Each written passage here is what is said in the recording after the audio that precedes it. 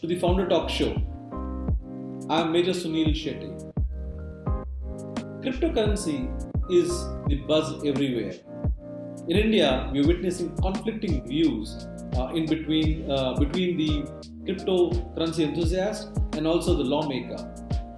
Joining me today on the show is Aishwarya Gupta, who's the co-founder of Blockchain Byte, a startup that educates about blockchain and its associated technology in a simplified manner. Mr. Gupta also looks after the growth and research at Polygon Technologies. Welcome, Mr. Gupta. Welcome to the show. Thank you, sir. Thank you for hosting me here. Blockchain Byte is all about simplifying about simplifying the information for the common man about blockchain and cryptocurrency. Could you throw some light on it? So the biggest thing that we have to see whenever a new technology or whenever a new thing comes into the picture is how to get the people know more about what exactly is happening. Because what we see today is a lot of people getting into cryptocurrency for the sake of getting into it. They do not have much knowledge about it. They have no idea where they're investing. And they're just feeling that, okay, my friend's money just doubled or they had some gains, I should also invest. So this is where we want to come in, where we want to pitch ourselves. We want to be someone who, from a non-technical point of view, there are a lot of startups who are coming out from a technical point of view, teaching you. But from a non-technical point of view, personally, I feel that there is not any startup who is going out and doing that for the public. So that is where Blockchain Byte is trying to bridge that gap, where we go out and where we teach you something from completely non-developer side, but making you understand how the whole world of cryptocurrencies, blockchain, decentralized finance, DAOs, and everything, whatever is coming new, is something that is taught in a manner where everyone can take benefit out of it. So the courses that we have, these are courses where we first of all teach you, then we guide you. If you want to get into the industry, get a job or something like that, we explore the opportunities that are available, and then we go out and provide those things as well. So that way, we are just trying to be a bridge in between so that people are knowing what they are doing in their knowing when they're making investments. If they want to get into this whole in blockchain world, there is a way through which they can go, even when they are non-tech. As a startup which is educating investors into blockchain, or sorry, into cryptocurrency, and with all this noise around, there's a potential of it being banned, the crypto trading to be banned. How do you see that? Which side of the divide do you fall? What I mean by that is, are you in? I mean, obviously you're training them, so you're not in favor of it. But what are your thoughts about a potential ban on trading in cryptocurrencies? I think one of the biggest things why government is looking at banning cryptocurrencies, or even looking at going out of is consumer protection. The government wants to ensure that no customer or no consumer in India, because we have a wide diaspora of people in India, 130 crore people at different stages of knowledge level and at different stages where they're investing. And most of the people who are investing in cryptocurrencies is the youth of India, people averaging at the age of 24. So those people are someone who need to be taught before they invest. And second thing is, when we talk about banning cryptocurrencies, the biggest thing that we have to understand when we talk about cryptocurrencies is they run on the internet. There is no potential way in which, until and unless you shut down the whole internet, you can actually ban it. China has banned it for 20 times, I guess. Yet the biggest Bitcoin holding in China is the second largest. So China holds second largest number of Bitcoins with them. So it is just about you just going out and being in the public and saying Bitcoin is banned. But actually what happens is these cryptocurrencies, when they're running on the internet, and as we are progressing, so it's not about just the price speculation. It's about how the developments are happening in the industry. So with cryptocurrencies, we have tried to, you can say, decentralize the way money works. And with the new concepts coming in, like, for example, decentralized autonomous organizations, which are DAOs, there we are also decentralizing the way in which an organization works. So no hierarchical organizations taking directions from someone at the top, but flat organizations across the globe. Now, when you try to, first of all, ban something, what you have to understand is you can stop some people from maybe connecting to the internet, but you cannot shut down the internet. So that is something which is not going to happen even if the ban comes in, because like I've given you the example of China. They have done it for 20 times. So that is something which is there. And I believe the biggest reason why government wants to do it is lack of knowledge in the customer side. And if we are able to go out and we are able to bridge that gap somehow, then I don't personally believe that there is any reason to go out and ban it. The second biggest reason when they talk about cryptocurrency ban is money laundering. So let me just give you a fact. Almost 98% of the transactions which were involved in money laundering on the Bitcoin network have been caught. Can you say that for any other means of payment, cash? You don't even find who has done that money laundering. And if you talk about banks, there is no one to. If the banks pay heavy penalties when they are found out that the banks have been involved in it, but there is no liability on any single person that is levied on. But while what is happening is when you're talking about Bitcoin and we're talking about other cryptocurrencies, that kind of thing is emerging. And the tech that is emerging and how we are going ahead with it, all these things can become very pretty easy. So I don't feel there is any reason to go out and ban if we are able to bridge these two things and we are capable of it. So what you're saying is the government is, I mean, irrespective of which government it is, they are fighting a losing battle when it comes to blocking cryptocurrency or Absolutely. banning cryptocurrency. And also, you make a very interesting point where you say the kind of transparency of who holds how much is far better when it comes to cryptocurrency vis-a-vis, the traditional or unregulated sector of like dealing in cash, isn't it? Absolutely. Absolutely. Now, given it's very clear that there is, as you said, the average age for people who are involved in crypto trading are people in the age group of 24, and these are the millennials, right? And what can be done by organization like yours, where apart from educating them about how to probably trade in cryptocurrency, when is the time to probably exit? I was reading an article which said, the 5 ways to deal in crypto, and it said don't look at it as an investment, rather get in, have a point where you want to book your profits and go out. So apart from teaching them about trading in cryptocurrency, do you also train them in the do's and don'ts when it comes to regulation, being in sync with the local government regulations? See, when we talk about cryptocurrency is just a part of blockchain. What we focus on, like we have given our name as Blockchain Byte, it's something which is more focused on blockchain. And cryptocurrency is a part of what we do. So there is a course which teaches you what exactly cryptocurrencies are, how they derive value, how to evaluate a project, where to exit, how to exit, what are the scams that you can fall prey to, and how to avoid them, and all those things which are very much required, which are very much needed for any cryptocurrency trader to go and know before they get into the market. And that is why the pricing also is something that has been made super affordable, so that nobody has to go out and chill out their kidneys to go out and learn about cryptocurrencies. So that is just one part.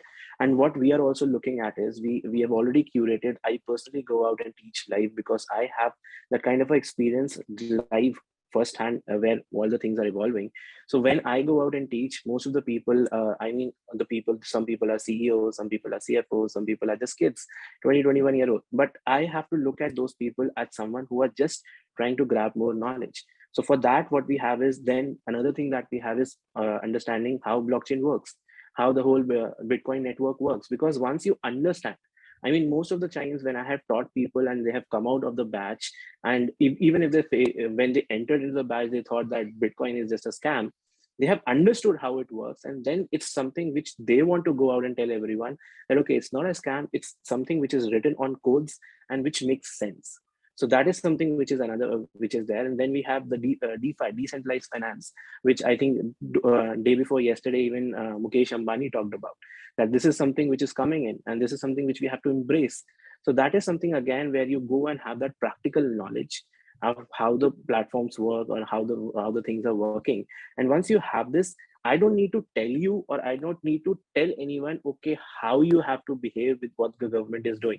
I mean, most of the people who have been in connection with me, they don't panic when there is a news coming in, okay, government is about to ban something and all those things, because they know how these things work and how exactly is the government ruling going to impact them. So that is something which is very important, because what happens is lack of information is something because of which people go and do panic selling. Last week, if you see the panic selling that happened, all the people whom I had mostly taught, they knew that when these kinds of news come in, market crashes. There is a cryptocurrency known as USDT, that's value falls down, but its value is pegged to $1. So all the money that they had, they just invested. All the money that they had, they just invested blindly. Someone got USDT at 63, someone got it to 60, and now when 5 days, 6 days later on, all the mist clears out, it is $1 pegged cryptocurrency. So automatically comes up back to 80 rupees. Now, when other people who do not have the knowledge are selling, the people who have the knowledge, all the people who have the knowledge, not just taught by me, but all the people who have it, they know these are opportunities being created. So all those things are something which are very much required. And once you understand how these things work, I don't need to tell anyone how the law is going to impact you, because they can assess all those things on their own. So you're also the education partner for Azirex, which is India's largest trading platform, uh, and you also made a point that the average age of people who are into crypto trading in India are in the age group of 24. What's attracting them? Is it the quick gain, or is it because it is something new? Because why are they not, as many people trading on the traditional investment platform like the NCX or the BSC? See, I would say there are some positives because of which they're investing, and there are some negatives or the influence that has been made on them. The first thing that I would say as a negative is the kind of advertisements that have been given out on televisions, where stars and various celebrities coming out and saying that crypto safe hai, and you should invest in it, and everything like that. So that is something which is not true. What is happening is that is having a deep impact on the people who are watching TV. My parents coming in and saying, I want to invest in Bitcoin, because they feel that some actor is saying is something which is not a good way to get people into cryptocurrency. And this is where the lack of information also. So that is something which is negative, I would say, that people are being lured into cryptocurrency because just to attract more customers, just to get more customers, and that is the wrong pitch to be made. And that is why I need government to come in as a regulation to regulate all these things, to reduce all that impact. So that is the first thing. The second thing, why people want to go out and invest in cryptocurrency is, see, it all started last year with COVID. When people started losing jobs, they had to go out and do something with the capital that they had to feed their families. So that is something which happened. A large amount of people got unemployed, and they had funds. Also, large amount of people went home. So all the time that they were consuming in commuting, moving out here and there, that started to get saved. And that is why you see a lot of money getting into equity market and crypto market.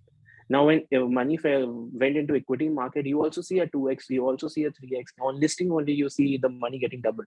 Nobody says that it's a scam, it got doubled in one day. They say it's an equity market, so it's a very big, very good thing.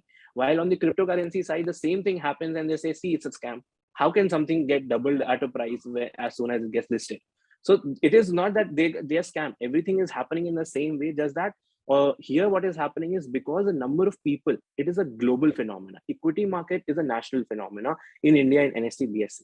But when you talk about crypto, I'll give you one example. When you talk about a listing which is happening on Binance, so at that point of time, when the amount that is pledged for any token which is going to be moved onto Binance, the amount is almost 10 to 20 times more that is given out. Like we invest in an IPO, so there is a commitment that goes like it is subscribed 100 times or something like that. There the amount is even 10, 20 times even more. So now if you see, the number of users are less, the amount getting committed is more, and because of that, what is happening is the gains are coming very high, because the number of people, the number of players are less, and they want to go out and invest, and the crypto which is there, which that is even lesser. So that is why these events are happening and the gains are coming in. Now, lured by these gains, what is happening is, again, a lot of youth are coming in. And again, here what happens is there's a play of a lot of TikTokers or people who are at the age of those millennials talking about some of the coins which they also do not have any knowledge about. Now, I again can give you an example. There's a coin called Shiba Inu. Everyone would go out and talk to you. Can I invest in it? Can I invest in it? But nobody knows what it is all about. And the dream that is being sold in by these media professionals on that is like that token can reach up to $1. Now, hypothetically, if that has to happen, whatever is the circulating supply of money on Earth, the circulating supply on Earth, you have to multiply it by 5 and invest that whole amount into that cryptocurrency to make that cryptocurrency reach $1 per coin. But they do not understand the finance. What they are saying is that if it reaches $1, you all will be millionaires and billionaires. So people are just trying to buy and buy. So that is again something where what is happening is that negative information or that influential information is having a deep impact on the youth, and that is why they're moving towards. Nobody can say all these things for equity market because you need to be a registered valuer or you need to be registered for giving out these advices. While today the people who are giving the advices, they have been someone who has been someone working at a, let's say, carpenter shop, someone who was working as an MLM guy, someone who was working as, they literally have no knowledge. But what they have done is, because of all these things coming in, because there are no regulations which where you have to go out and give a kind of a test or certify yourself, a lot of people are going out and just giving those kinds of calls, and they're making their way, they're making money. And why? Because they're creating a big community, and when big community invests in smaller in projects, the prices will rise. So that is something where a lot of people are being lured in a negative way. Educating way, where people learn and invest, that is happening very lesser. And that is why I think this is something which is very much important. And once people understand how these things work, I think they would be more sitting on gains. Trading is something I also personally do not go out and trade. If I talk about me, I don't personally go out and trade. Whatever looks good to me, I invest for a long term and I sit on it because I know what is happening inside that project. But that information and that knowledge needs to flow to the masses in order for them to understand.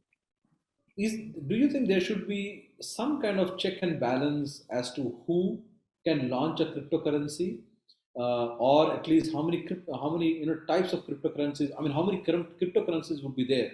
Why I ask this is, few years back we only heard about Bitcoin and probably Ethereum. Today when you open up coin DCX, uh, you got hundreds of coins out there. How do how do you even know what they're doing? I know when I go onto NSE, the 50 companies or 2,000 companies out there, they have something on the ground. But when it comes to cryptocurrency, there is nothing on the ground other than some miners working and taking out coins. So do you think there needs to be some amount of regulation as to who can launch a coin, or there has to be some check and balance when before a cryptocurrency is launched? See, you cannot have, even if you want to, you cannot have a check on who can launch a cryptocurrency because that is a decentralized infrastructure which is working on it. So there is no entry barrier on it. But what the government can do on this behalf is they can ask the exchanges who are there in India to be regulated under maybe SEBI and all the cryptocurrencies. So this is something which happens in Switzerland. I have worked in Switzerland as well in a company. So FINMA, what it does is it allows you to get registered, to take out a license, and any cryptocurrency that they want to launch in that particular place, they have to go and get express permission from FINMA that they can list that cryptocurrency on the exchanges. It should not be that the demand is coming in, so you just list a cryptocurrency so that you make more money, because that is something which is more centric towards the exchanges. I worked in a cryptocurrency exchange as well. So that is more centric towards cryptocurrency exchanges and not centric towards the customers. So what you can do is basically you could make them issue a license, make them come under them, and all the cryptocurrencies which people want to trade in, maybe I would say the customers or who do not have much knowledge. So for them, that this could be a safety net. So they are not investing into something which is not a currency, a cryptocurrency where they should be investing. Second, and when it comes out to how cryptocurrencies are valued, every cryptocurrency has a token economics on which it is dependent on. Like companies, also a lot of cryptocurrency companies and exchange companies which are there, they are making revenue. They are going out and they are bringing out a lot of stuff on them, a lot of positive developments on them through which their valuation is created. So it's not just about going out and just saying that none of the cryptocurrencies has any base, because a lot of them have a lot of understanding to be done so that you understand what is the underlying value. When you talk about a fiat currency or 100 rupee note in your wallet, what exactly is that? It's just a trust that you have on the government. It is not backed by gold, it is not backed by any asset, it is just backed by a trust from the government. What happened in Afghanistan? Government fell, all the money, all the trust that was created on that fiat currency was lost. Now you have millions, you have a room full of cash, it is worth nothing. Venezuela, there are so many places where the Argentina, there are so many places where the same scenario is there. So only thing as a medium of exchange, when you talk about cryptocurrencies as a medium of exchange, it is just how you trust that thing. Till date, we wanted to trust. I would say till date, most of the people have trusted the government and a third party so that that trust can be created. These cryptocurrencies, some of the prominent ones who are there, who are working as just a currency. I would not say all the 10,000 are currencies, because how it started was with Bitcoin, which was a peer-to-peer currency. Later on, Ethereum came into the picture. Again, initially it was peer-to-peer, but then a lot of developments happened on Ethereum. So that currency word has still lingered on 12 years ahead, but the use cases have increased in the form of assets as well. So what has to happen is, until and unless we know what exactly is happening with all those things. So cryptocurrency was just related in 2009-10 when Bitcoin came into the picture. Now it's no more cryptocurrencies. There are a lot of governance tokens. There are a lot of pegged tokens. So there is a whole category that has been created, and that is why if government wants to categorize it as an asset, it is something which is being done as a correct way to go ahead with it. So that brings us to the the key part, the taxation.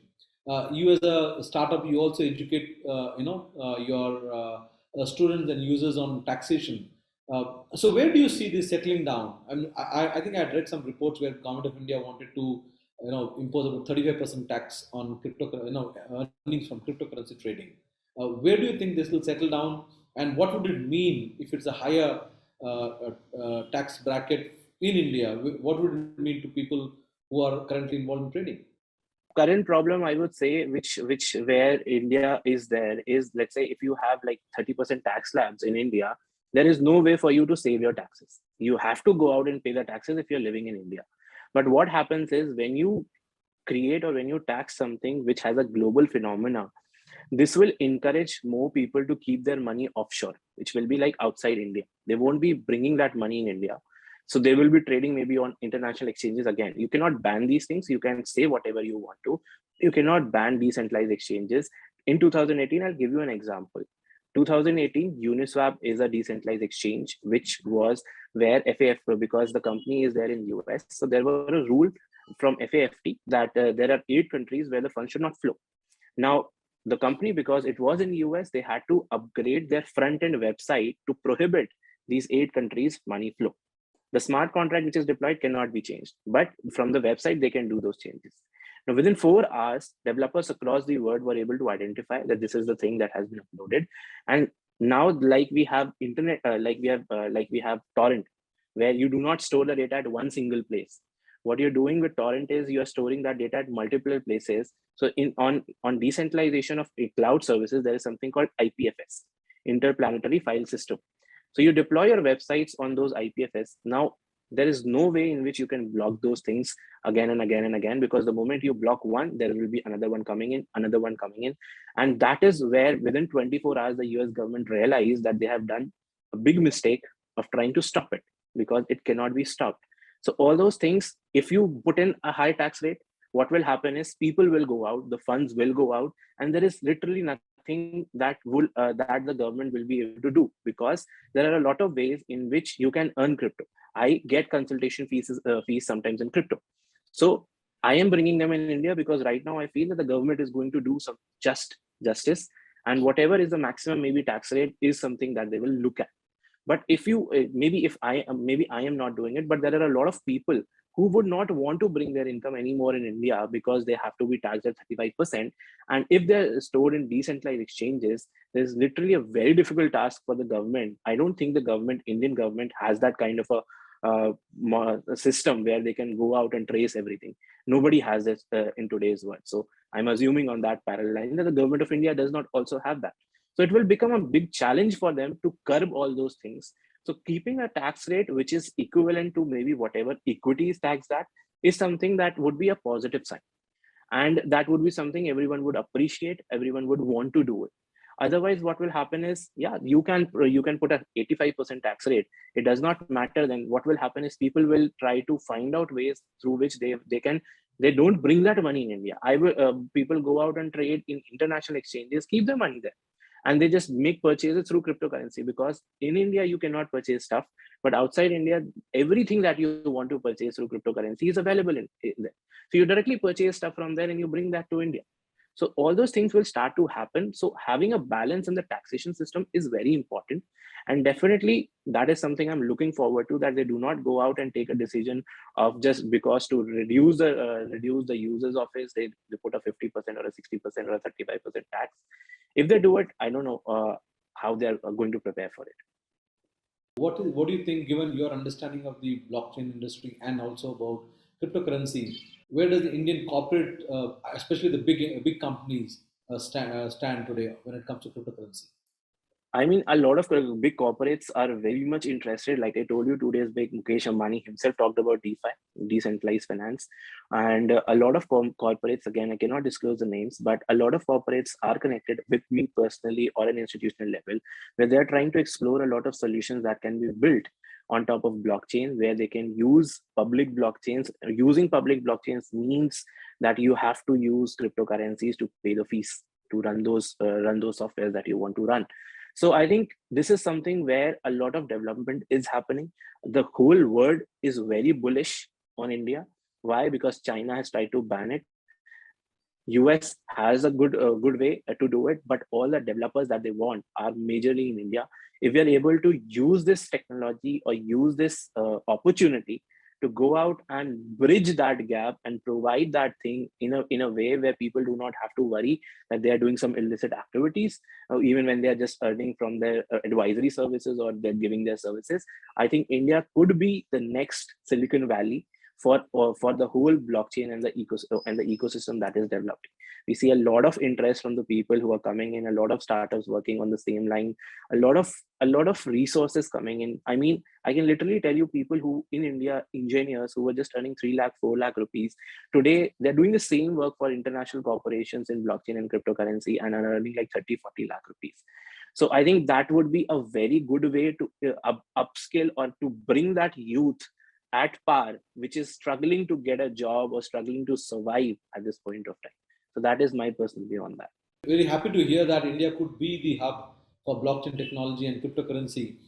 Finally, My Startup TV is a channel for startups and entrepreneurs like you. What are your thoughts about what we're doing? I think you're doing an absolutely amazing job. You need to go out and you need to pitch in a lot of people who are doing the stuff in the startup world. And this is very important so that more and more startups can be viewed by more people. It is the people know about how the things are happening and everything. So definitely a very good job. And I would literally want you guys to keep continuing these things. Thank you, Mr. Gupta. Thank you for joining us, and we hope to see you again on some of our panel discussions around blockchain and cryptocurrency. Thank you for joining